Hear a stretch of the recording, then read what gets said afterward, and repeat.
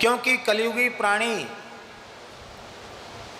एक दोष तो उसमें जन्मजात ही कि वह अल्पायु है, बहुत कम आयु है उसकी।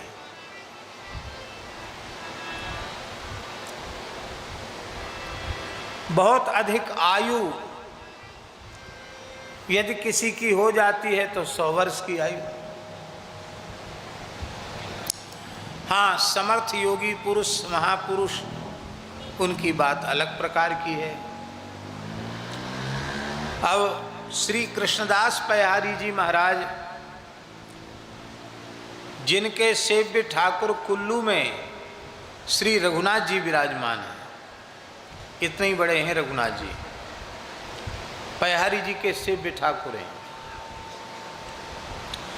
आज भी हिमाचल में वह गुफा है जहाँ श्री कृष्णदास पयहारी जी अंतर्धान हो गए।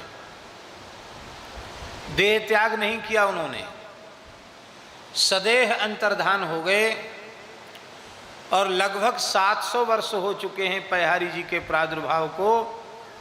जिस शरीर से वे प्रकट हुए थे उसी शरीर से आज तक विराजमान है। पयहारी जी ने देह त्याग नहीं किया। अधिकारी पुरुषों को आज भी उनका दर्शन होता है।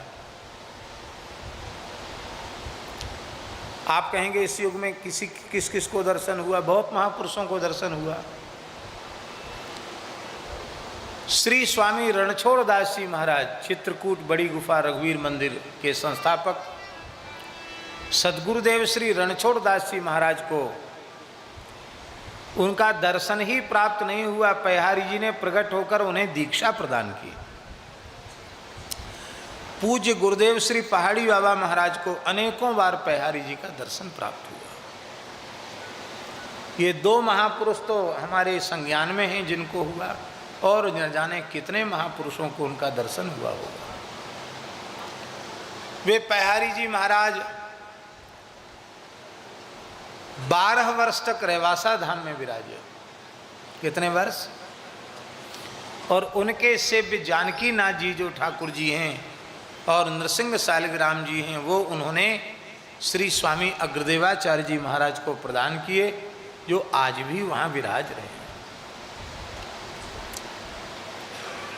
श्री जगद्गुरु श्रीमदाद्य रामानंदाचार्य भगवान 1256 संवत में उनका आविर्भाव है और 1515 रामनवमी तक वो विराजमान रहे। 259 वर्ष तक धरती पर श्री रामानंदाचार्य जी विराजे। अलौकिक बात।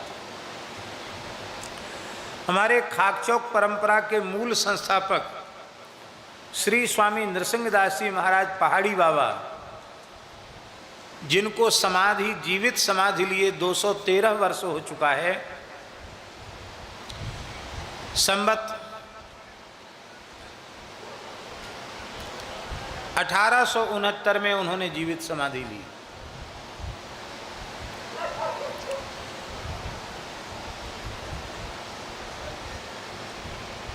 डेढ़ 150 वर्ष की आयु तक धराधाम पर विराजमान रहे। कितने वर्ष तक? 150 वर्ष। तो ऐसी जो घटनाएं हैं वो अपवाद के रूप में हैं, विशिष्ट महापुरुषों के लिए हैं। सामान्य कलयुगी प्राणी जो 100 साल तक जी गया, लोग कहते बहुत बड़ी उम्र पाई। सब 100 वर्ष तक भी जीवित नहीं रहते।